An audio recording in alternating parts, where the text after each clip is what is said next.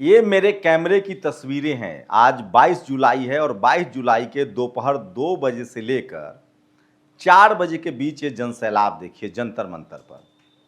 इससे पहले मैं भी 25 साल से दिल्ली में हूं, पत्रकारिता कर रहा हूं।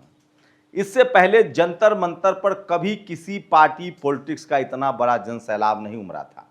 और सबसे खास बात है कि इसमें छात्र हैं, युवा हैं और इसमें देश भर के लोग आए हैं। इस बार नरेंद्र मोदी फंस गए हैं। इनको न ईडी पहचान पाएगी, न इनकम टैक्स पहचान पाएगी, ना आप इनको अपने पाले में ला सकते हैं। तो अब इस देश में दो लोगों को बहुत गंभीरता से समझना पड़ेगा। पहला, बीजेपी मोदी और शाह को कि वो जेएनजीओ के चक्कर में फंस गए हैं और पेपर लीक बड़ा मुद्दा बन गया है। इतना बड़ा मुद्दा कि आज पटना में, उत्तराखंड में, मिजोरम की राजधानी अइजल में, बनारस में, देश के सारे शहरों में, उत्तराखंड में लगातार आंदोलन जारी है।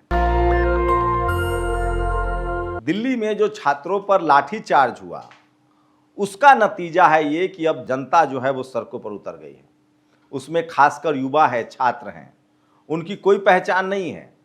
जब विपक्षी दलों के नेता चुप हो जाए, घर में बैठ जाए और जब वो पार्टी बदलने लगे तो लगता है कि जनता अपने हाथ में बागडोर ले लेती है विरोध का। कल जिस तरह से राहुल गांधी अखिलेश यादव को डिटेन किया गया, छत्रसाल स्टेडियम में ले गया, इसका मतलब है आज फिर संसद में प्रोटेस्ट हुआ। मैं फिर कह रहा हूं, विपक्षी दलों को भी अब इन छात्रों ने, इन युवाओं ने टॉनिक दिया है। और जो सबसे डरावना है वो है इस देश के टीवी अखबार के लिए। और मैं नहीं चाहता हूं कि ऐसा हो, लेकिन ऐसा हो रहा है।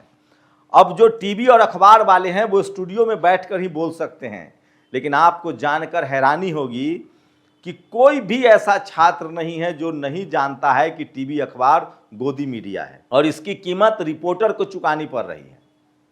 लेकिन सवाल, अच्छा ये बात सुनिए, लोग ये भी कहते हैं कि टीवी अखबार जो है वो अंबानी अडानी का है, उनको पता है। तो अब गूगल का जमाना है, एआई का जमाना है, वो पढ़े लिखे हैं, उनको आप बरगला नहीं सकते हैं। वो पेपर लीक पर सवाल पूछ रहे हैं, वो पता है उनको कि नेताओं के बच्चे विदेश में पढ़ते हैं। एक एक नेता के बारे में जानकारी है कि किनके बच्चे विदेश में पढ़ रहे हैं। प्रधानमंत्री की अगर आपने तारीफ की और टीवी अखबार का पत्रकार बनकर, तो आपको इतना हूट करते हैं और आपके सवालों का जवाब देते हैं वो।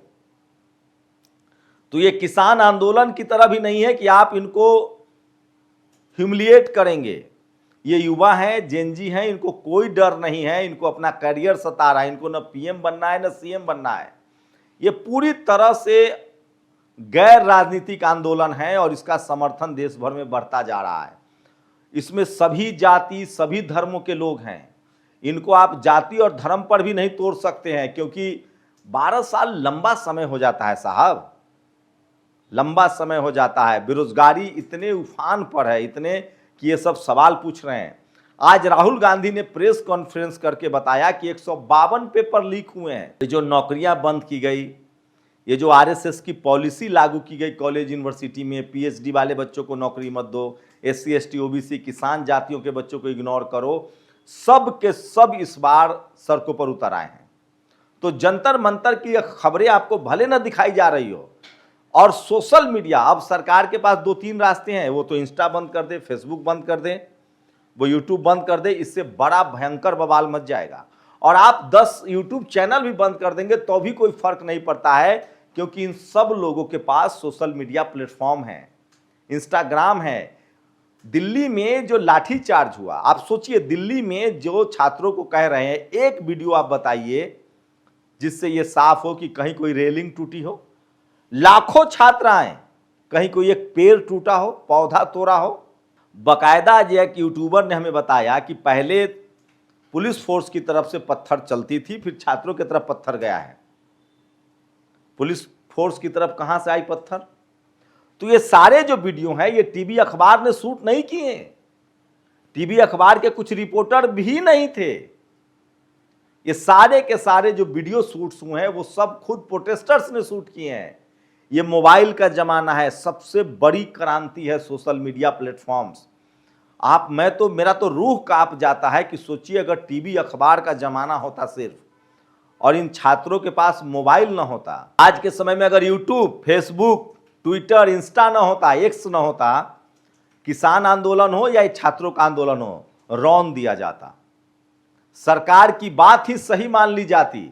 लेकिन 10 साल हो गया, अब युवाओं का सब्र जवाब दे रहा है। उनको साफ दिख रहा है कि तेल में इथेनॉल मिलाया जा रहा है। ये जितने जो सरकार के जो काम हैं वो सब इनको पता है। हाईवे टूट रहा है, इनसे बात कीजिए, ये सारी बातें बताते हैं। और नेशनल दस्तक पर आप वीडियो देखिए, मैंने इन लोगों से वो सवाल किए जिसके बाद पिटाई हो सकती है मेरी। कई बार मुझे घेरा गया है कि तुम नरेंद्र मोदी के भक्त हो, चाटुकार हो। जैसे मैं सवाल पूछ लेता हूं कि नरेंद्र मोदी तो 18 घंटा काम करते हैं, ये टीवी अखबार आपको बताता है। वो सबसे ज्यादा विदेश दौरा करते हैं, ये देखो न्यूजीलैंड, अमेरिका, ऑस्ट्रेलिया में उनके लिए जयगान होता है। ये सब जानते हैं, कहते हैं कि सब स्पॉन्सर्ड है, ये बताते हैं कि ये सब स्पॉन्सर्ड है। भाई तुम्हारा दिमाग नहीं है, तुम क्या खाते हो? गोबर खाते हो? तुम्हें पता नहीं है कि सरकार पैसे देकर करवा रही है सरकार। और यहां तक कहने कि अगर भगवान राम भी उतर के आ जाएंगे और बीजेपी और नरेंद्र मोदी के खिलाफ कहेंगे कि राम मंदिर में चोरी हुआ है, तो उनके भक्त कहेंगे कि नहीं, चोरी नहीं हुई है। इस लेवल की थिंकिंग है। आप समझिए, हर जो जेनजी है, हर जो युवा है अब इस देश में पत्रकार है, उससे ज्यादा समझदार है और खरीद भी नहीं सकते आप इनको। क्या गजब का टेम्परामेंट है, उनकी जो भाषा है। इसीलिए अब मैं समझ गया ये लेटेंट वाले कितने हिट क्यों हो रहे हैं। अच्छा, उनकी भाषा में गालियां भी हैं। मेलोडी वाला जो मामला है, जिस तरह से टीवी अखबार ने दिखाया, छात्र वहां मेलोडी बांट रहे हैं, प्रधानमंत्री को क्यूटी प्रधानमंत्री बोल रहे। अब बताइए किसके यहां इनकम टैक्स ईडी भेज दीजिएगा? ये जो लाखों 10 मिनट के तस्वीर, लाखों जो लोग हैं, इनके यहां कौन सा इनकम टैक्स ईडी भेज दीजिएगा? ऐसे वक्त में जब विपक्ष डरा हुआ है, विपक्ष के नेता लाइन लगाए हुए बीजेपी में शामिल होने के लिए। बिना चुनाव में बीजेपी को 240 सीटें आई थी, आज उसके पास 300 से ज्यादा सीट है। लेकिन अब उसके खिलाफ युवा खड़ा हो गए हैं। पहले लोगों को लगता था कि बिल्ली के गले में घंटी बांधेगा कौन। तो ये जो राहुल गांधी, अखिलेश यादव जो ये सड़कों पर उतरे हैं, इनको जिस तरह से डिटेन किया गया, ये सब इन युवाओं की ताकत है। और ये सबसे बड़ा, इससे बड़ा आंदोलन जंतर मंतर पर मैंने नहीं देखा था। लोग इनको खाना खिला रहे हैं। आजकल मामला सोचिए, पहले लोग लंगर चलाते थे, भंडारा लगाते थे, अब स्वीटी जोमैगो का जमाना है। लोग बुक कर दे रहे हैं खाना, इतना खाना है जंतर मंतर पर कि लोग खा नहीं पा रहे हैं। पानी है, खाना है, लेकिन इनके जेहन में वो सारे सवाल हैं। इस देश में सबसे बड़ा जो डेफिसिट है वो टीवी अखबार का है। शायद इस देश के मीडिया पर, टीवी अखबार पर कोई भरोसा न कर पाए। और वो तमाम लोग जो सोशल मीडिया पर रिस्क ले रहे हैं, जिन्होंने इनकम टैक्स ईडी की जांच झेली है, जिन्होंने सरकार की प्रताड़ना झेली है, उन सबका बकायदा ये लोग नाम जानते हैं। एक एक यूट्यूब चैनल का नाम जानते हैं। इनको सही गलत का पता है, आप इनको दरकिनार नहीं कर सकते हैं। मुझे लगता है कि बीजेपी पहली बार जनता के चक्कर में फंसी है, उसमें भी युवाओं के चक्कर में फंसी है। ये सब लोग अपने घर वाले को कन्विंस कर रहे हैं कि टीवी अखबार आपको गलत दिखा रहा है, ये देखिए इंस्टा। तो ये जो पूरा नैरेटिव गढ़ा गया था विश्व गुरु का, 18 घंटे काम का, हम विश्व गुरु बन गए, ये सवाल पूछ रहे हैं कि हमारी जीडीपी कहाँ है, हमारे पास जॉब कहाँ है। ये कह रहे हैं कि हम अमेरिका, चाइना देख रहे हैं, हम कहां खड़े हैं। ये तमाम सवाल है, इनको चुप नहीं करा सकते हैं आप। जो लोग रो रहे हैं कि पत्रकारों को ये लोग ह्यूमिलिएट कर रहे हैं, ये सच है। लेकिन ये लोग हिंसक नहीं हैं, संविधान हाथ में लिए हुए हैं, संविधान के प्रति सजग हैं। बाबा साहेब के प्रति इनके मन में अब सम्मान बढ़ा है।